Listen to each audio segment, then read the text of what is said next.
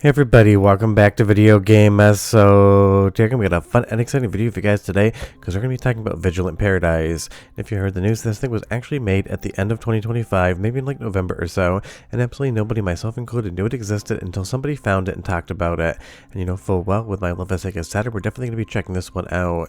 And it is made by a company called Playnotic Games. They're definitely 100%, maybe even 1000% inspired by Miami Vice, Crockett and Tubbs, with maybe a little bit of Magnum PI put in there. But anytime we get a new Sega Saturn game, especially one that is as charming, good, and absolutely off the walls weird as this one, you know you're in for a good time. Before you get far involved though, do me a huge favor down below, hit like and subscribe and ring that notification bell, definitely helps us out. If you feel so inclined and want to support the channel, you got a Patreon link down below as well. Now right off the top, I'm sure you've already noticed this is a first-person shooter, and it is running on real Sega Saturn hardware, MiSTer FPGA cores, and software emulation. And one of the first things I noticed, this game definitely has a good sense of humor, because Ricardo's hair here is actually over the screen, because he has some absolutely luscious locks going on. This game definitely doesn't take itself too seriously, and I think it is all the better for that. Because if we're being honest, Miami Vice would sometimes play itself up as a serious TV show, and other times would play itself up as more of a hokey comedy. And a little interesting tidbit, when I was doing my MFA, one of my professors, Bambi Breakstone, was the lead fashion designer for that show. She did all of the wardrobe and everything else. And yes, Video Game Esoterica did take wardrobe design, and even though I can't draw whatsoever, done a lot of costume design as well for different things in college. It's one of those realities. If you're going to be a filmmaker, you need to do a lot of things in a lot of different departments, and the more things you know how to do, the better off you are budgetary wise. Even though that has nothing to do with Vigilant Paradise here, it is a fun little thing hearing Miami Vice stories from one of the people that actually worked on the show back in the day. But obviously, as a first-person shooter, you know exactly what you need to do here. You need to move forward, you need to shoot all the bad guys, and you need to try not to get yourself shot too many times. And I would say right off the top, what I love about this game is the visual style. You have full 3D for that weapon as well as the character's arms. You have full 3D for the models, kind of looking a little bit like South Park characters. And honestly, you have some absolutely insane voice acting that is definitely intentionally hokey and janky in all the best ways possible. The overall tone of this game is just sheer perfection in my opinion. They're going for that 80s Miami style island paradise where everyone is dressed up in very garishly colored clothes, and they basically even have the carpet here looking like something out of a bowling alley, even though it is in a mall. And that I think is the number one thing about Vigilant Paradise that immediately struck me when I started to play the game. It has an absolute personality as far as the visuals are concerned, and I am highly impressed by just how good they look here on Saturn. There really isn't any sort of texture warping going on, maybe a little bit here and there, but it is a very stable image, and all of these environments actually look like the environments they're trying to portray. And that was kind of the thing in this era of graphics. You could say that you were in a mall having a gunfight, but sometimes that mall would look absolutely ridiculous and not a place you'd ever be in real life. But honestly, this environment looks like something you could actually walk into. Sure, it's got way more pixels than real life, but otherwise, this feels like an outdoor area where there actually is a bar against the wall. And as a good Chicagoan, I always advocate for putting bars anywhere you can fit them. But obviously this isn't going to rival something like a modern first-person shooter, but that's not what it's trying to do. But it is impressive for what the Sega Saturn could pull off, and I can't believe that this thing kind of went unnoticed by myself included. Sometimes games just trickle out into the world, they get released and they don't get any press whatsoever, because I got a message about this maybe about a week ago, and it took me just some time to get to the video because again, if you haven't heard, my wife and I are actively moving into our new house that we just closed on, but I definitely wanted to sit down and play this one and enjoy it for what it was. And I will say it definitely gives you a decent amount of challenge, and I love that there is that heads-up display as well to tell you where you're getting shot from, because you can strafe, you can quick turn, you're going to have quick reflexes if you want to get further into Vigilant Paradise. But that really is the fun thing. It has challenge, it has gameplay, it has a full story, it has way more than you would expect a game that released in 2025 for Sega Saturn to have that was basically made by almost a one-man team. And that is why I definitely always have time to talk about these games on the channel. You leave me a comment down below and you tell me so far, is what you're seeing interesting you as far as playing is concerned? Because you can pick this one up on itch.io for $10, and honestly the amount of time that went into something like this and just the fact that it got made for Saturn makes it worth that money. But let's listen to a little bit of the music and voiceover because it's amazing, and I'll be right back with a lot more. Man, I can't believe we're on forced vacation. We've worked almost a year straight. We deserve it. I'm bored shitless. You need to learn how to relax, amigo. Why don't you let me teach you how to hike? Learning, hiking, too much thinking, too much dirt. If I'm gonna relax, it's on the sea. You love fishing, no? Of course I do, but I'm doing that every day. I need something exciting. Wait, what's that? Huh? I mean, obviously the voice acting isn't quote-unquote good there. It definitely is stilted and 90s style janky, but I feel like that's definitely the developer's intention here, because that's what you would expect when you actually played a game of this era. And we're going through this bookstore here trying to rescue a hostage.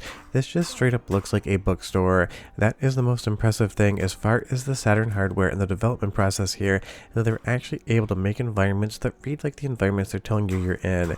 You have all the shelves there, you have all the enemies, and trust me, this is a game that is going to test you as far as the difficulty is concerned. So don't skip the tutorial, don't try to move too fast. You want to understand all of the controls, all of the aiming and crouching, and everything else you need to try to survive in Vigilant Paradise, because this game is not going to hold your hand. It's old school difficult, and of course because it is on the Saturn, it's not like you have mouse and keyboard aiming to make this thing an easier time. And I'm not exactly sure why, but I absolutely love that they have a very big bird kind of seagull thing going on here. You can shoot them, they fly away. Maybe there's even a benefit to that. You'll just have to find out yourself. But you tell me again, are you digging this vibe or not? Because to me personally, this is everything I want out of something like a Sega Saturn game. It's bright, it's colorful, it's got those big chunky polygons, those pixelated textures, and just kind of looks exactly like I remember the Sega Saturn looking. Now if this came out back in the day, I'd probably say it's probably going to get a 7 out of 10 as far as the score is concerned. But in 2025 and now in 2026 when I'm talking about it, I just give it a straight up 9 out of 10 for the sheer ambition to make an entire first-person shooter game with custom art and everything else, and then release it out into the world, because clearly the developers that made this game absolutely love the Sega Saturn, or they wouldn't have ever done this in the first place. And I love the animations there as well. I would say that the models kind of remind me of something out of Alone of the Dark or Dr. Hauser on the 3DO, with just how kind of pointy they are. And these scenes here, this absolute bandolier of that pistol, the big feathered hair, is just Miami's Vice through and through. And that's something that I do love, because I do love watching old TV shows still. I remember watching reruns of Miami Vice when I was a kid, way too young to understand what was going on, but I always enjoyed them. And this definitely has that exact same vibe, and it's something that would definitely more gravitate towards how my brain works as far as being entertained. I get that this isn't going to be for everyone, but for the people that it is for, you're absolutely going to have a fun time with this, and I always advocate for and celebrate new Saturn games, or new games or any sort of retro hardware, because it really is the fan groups that keep these things alive today.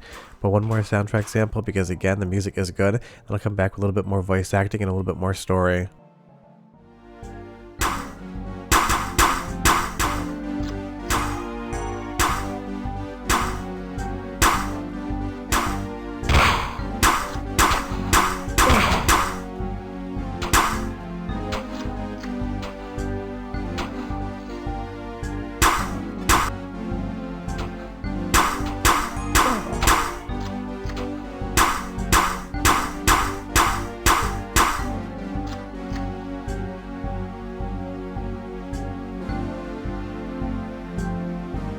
Super mellow, almost yacht rock synth there going on, and that definitely fits the theming of this kind of 80s Miami, even though it isn't Miami vibe. Although if there's one thing I would change, it would be the gunshot sound effect. Definitely sounds more like a pop gun or some sort of kid's toy than an actual weapon you're using in a first-person shooter.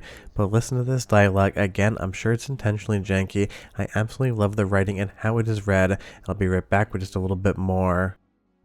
Alright, hands where we can see them. City of Paradise. It's a beautiful city you have here. Is it for sale? Not for you, friend. Then for others. This restaurant has a great view, but want us to pay the privilege to enjoy it. The highest price the seller can get away with, the lowest price the buyer can get away with. In the end, everyone's just out to get a buck from each other. Who are you? Name's Hansel. Muscular muscle man, combat connoisseur, and my services go to the highest bidder. How much are you willing to pay? Gente. Whatever he said. An appetizing first offer. Now for the first course. Have a taste of my counter offer. So if you play your cards right in life, you can be a muscled muscle man as well as a combat connoisseur all in the same lifetime, but trust me, it is easier said than it is done. It took me years to be able to accomplish both those tasks. But Vigilant Paradise is just straight up amazing. Is it the best Sega Saturn game ever made? No. Is it a super fun love letter to what the Sega Saturn could be, along with 80s kind of buddy cop shows like Miami Vice? Absolutely 10 out of 10. But I'll see you guys next time. Hope you enjoyed the video. Bye-bye.